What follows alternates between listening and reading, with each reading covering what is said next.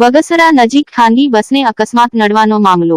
9 ઈજાગ્રસ્તોને સારવાર અર્થે જૂનાગઢ ખસેડાયા। સિવિલ હોસ્પિટલ ખાતે સારવાર માટે ખસેડાયો। હાલ તમામ 9 ઈજાગ્રસ્તોની તબિયત સ્થિર।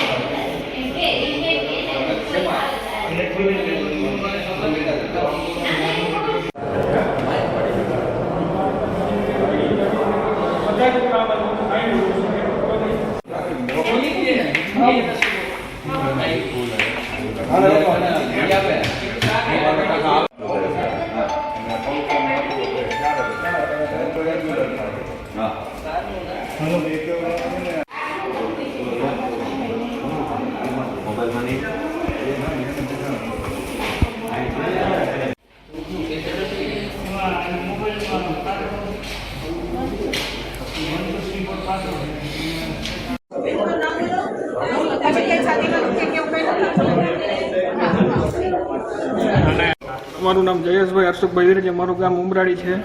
હવે ઈશ્વરિયા ભરતભાઈ વઘાસિયા મારા ઘરના મામાજી છે। હવે આ બધા લોકો કાલે ત્યાં પ્રસંગ હતો સગાઈનો, એટલે કંકુ પગલાનો સગાઈનો, એટલે સગાઈ આવી હતી। આજે એ લોકો અમરેલી કંકુ પગલા કરવા અમરેલી ગયા હતા। તો રિટર્નમાં પાછા આવતા ટ્રાવેલ્સવાળાની ઘોર બેદરકારી, 120ની સ્પીડે બસ હકાલતા બધાને બસ પલટી જતા બધાને ગંભીર ઈજા થયેલી છે।